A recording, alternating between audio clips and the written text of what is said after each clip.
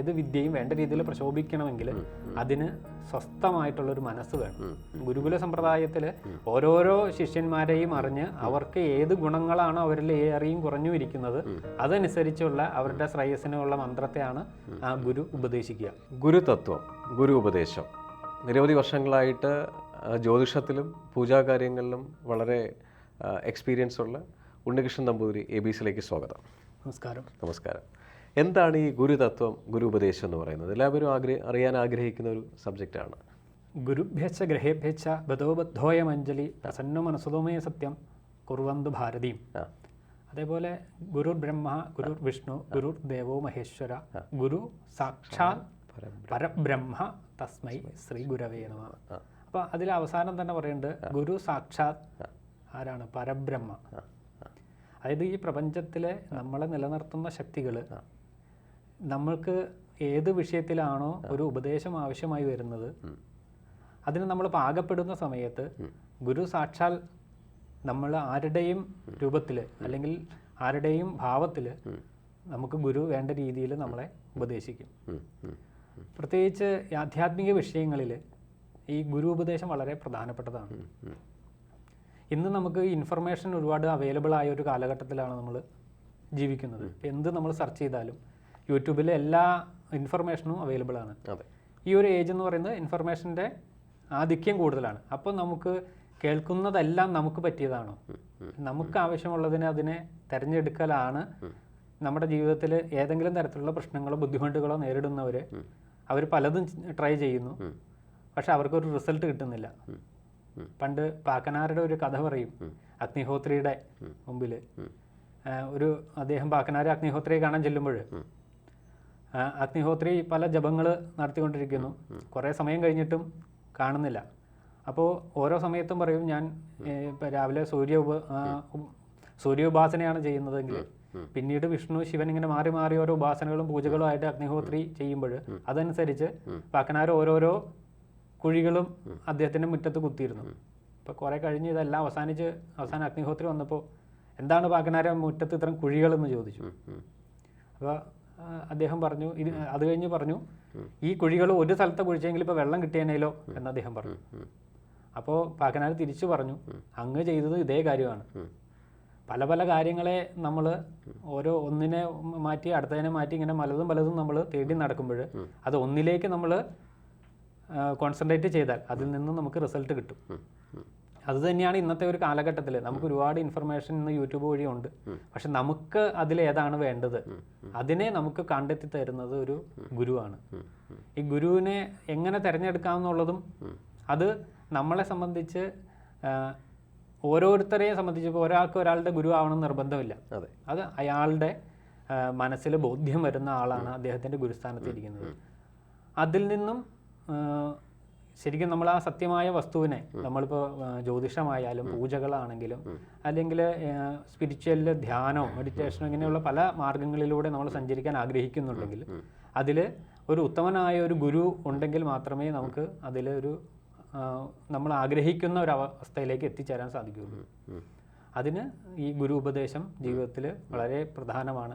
പിന്നെ സാധാരണ പറയും, നമ്മൾ ആഗ്രഹിക്കുമ്പോൾ ഗുരു നമ്മുടെ മുമ്പിലേക്കാണ് വരിക. നമ്മൾ ഓരോരുത്തരെ അന്വേഷിച്ച് ഗുരുവിനെ അന്വേഷിച്ച് നടക്കണ്ട.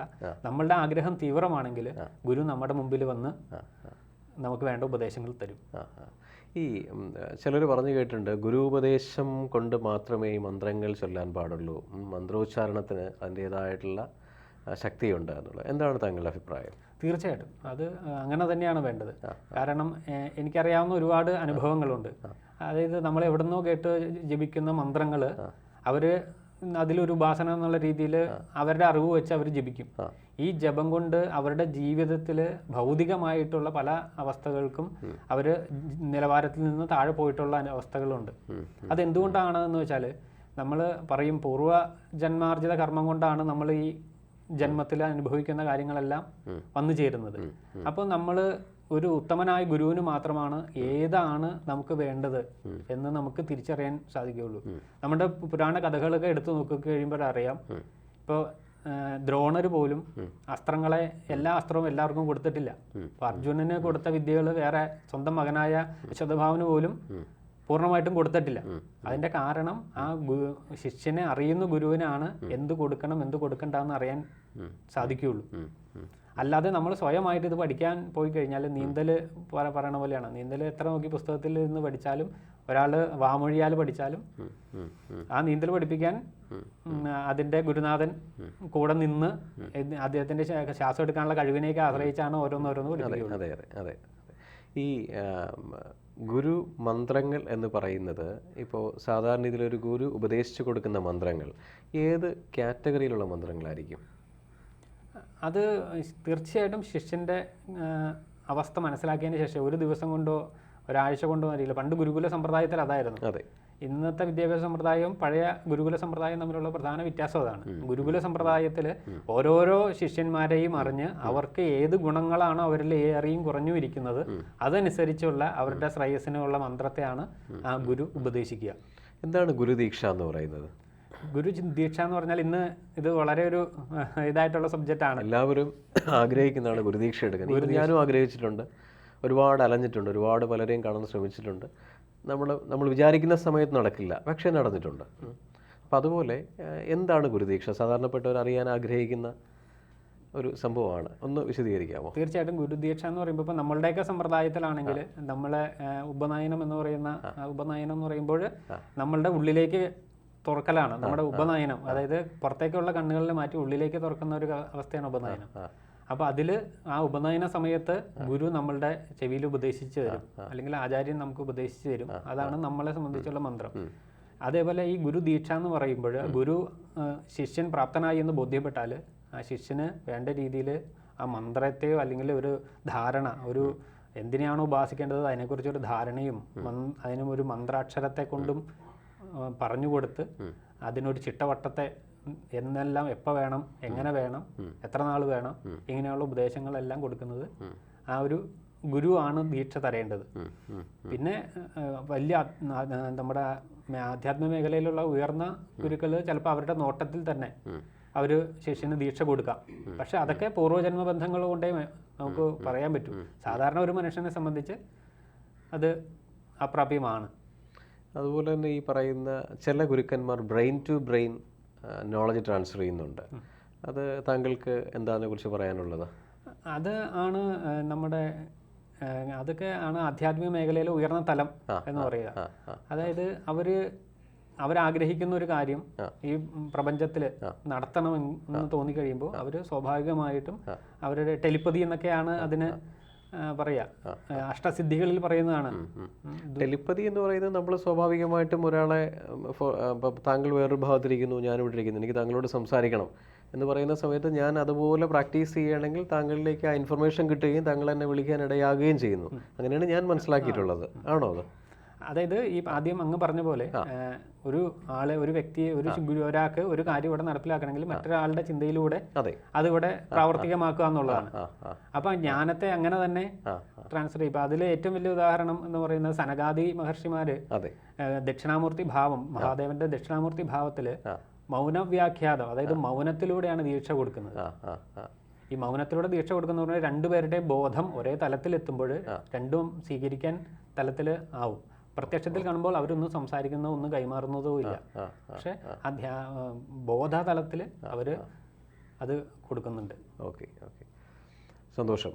അതുപോലെ ഈ പറയുന്ന ഗുരുദീക്ഷ കൊണ്ട് സാധാരണ ഒരാൾക്ക് എന്താണ് അയാൾക്ക് കിട്ടുന്ന ഒരു എന്താ പറയുക, ഒരു ബ്ലെസ്സിങ്സിനപ്പുറം കിട്ടുന്ന ഒരു ഭാഗ്യമുണ്ടല്ലോ, എന്താണ് അത് ഒരാൾക്ക് കിട്ടുന്നത്?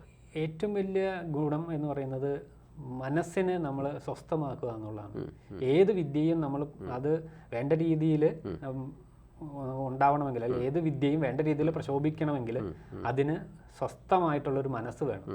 നമ്മളുടെ മനസ്സ് ഇന്ന് പല പല വിഷയങ്ങളിൽ ഓടി നടക്കുകയാണ്. ഉറപ്പാണ്. ആ മനസ്സിനെ കൺട്രോൾ ചെയ്യലാണ് ഈ ഗുരുദീക്ഷ കൊണ്ട് നമുക്ക് ആദ്യം കിട്ടുന്ന ഒരു ഏറ്റവും വലിയ അനുഗ്രഹം.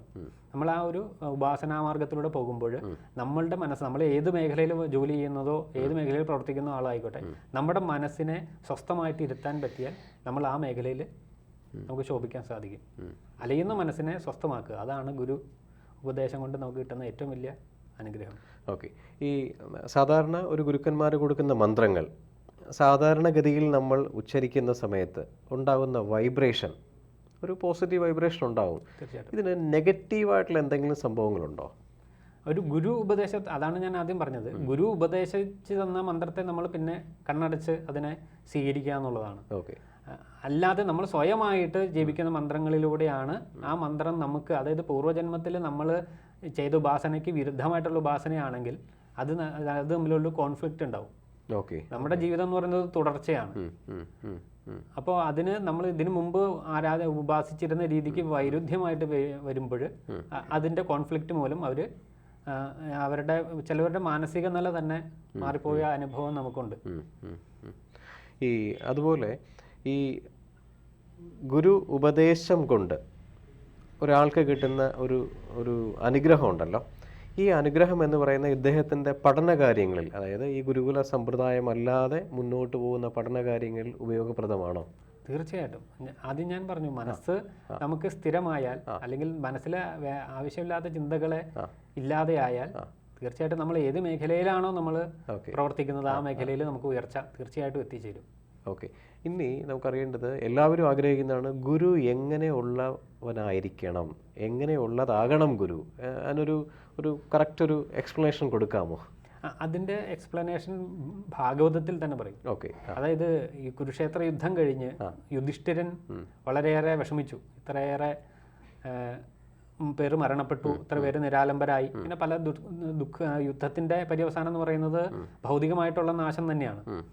അപ്പോൾ വളരെ ബുദ്ധിമുട്ടി അദ്ദേഹത്തിന് ഉപദേശം കൊടുക്കാൻ അവിടെ ഭഗവാൻ, നമ്മളെ സംബന്ധിച്ച് കൃഷ്ണൻ ഉള്ളപ്പോൾ വേറെ ഗുരുവിൻ്റെ ആവശ്യമില്ല. അർജുനന് ഉപദേശിച്ചതാണ്. പക്ഷേ കൃഷ്ണൻ ഒരിക്കലും യുധിഷ്ഠിരനെ ഉപദേശിക്കാൻ പോയിട്ടില്ല. യുധിഷ്ഠിരൻ്റെ മനസ്സിൽ കൃഷ്ണൻ എന്ന് പറയുന്നത്, അതായത് യുധിഷ്ഠിരൻ്റെ അമ്മയുടെ സഹോദരൻ്റെ മകനാണ്. അപ്പോൾ ആ ഭാവത്തിലാണ് കൃഷ്ണനെ യുധിഷ്ഠിരൻ കണ്ടിട്ടുള്ളൂ. അപ്പോൾ ഈ ഭാവം ഈ ഗുരുവിനെ കണ്ടെത്താൻ ഒരു പ്രധാന കാര്യമാണ്. ഭീഷ്മരാണ് യുധിഷ്ഠിരനെ സംബന്ധിച്ച് അവസാന വാക്ക്. അങ്ങനെ വീണ്ടും കുരുക്ഷേത്ര യുദ്ധ ഭൂമിയിൽ പോയി ഭീഷ്മരുടെ അടുത്ത് നിന്നാണ് യുധിഷ്ഠിരൻ രാജതന്ത്രങ്ങളെക്കുറിച്ചൊക്കെ ഉപദേശങ്ങളെ സ്വീകരിക്കുന്നത്. അതാ പറഞ്ഞതുപോലെയാണ് ഗുരുവിനെ കണ്ടെത്തുക എന്ന് പറയുമ്പോൾ അത് നമ്മുടെ മനസ്സിന് പൂർണ്ണ ബോധ്യമാകുന്ന ആളെയാണ് നമുക്ക് ഗുരുവായിട്ട് സ്വീകരിക്കുക. അത് ഒരു ദിവസം കൊണ്ടോ അല്ലെങ്കിൽ കുറച്ച് കാലങ്ങൾ എടുക്കാം ചിലപ്പോൾ ഗുരുവിനെ മനസ്സിലാക്കാൻ. സന്തോഷം. നന്ദി. നമസ്കാരം.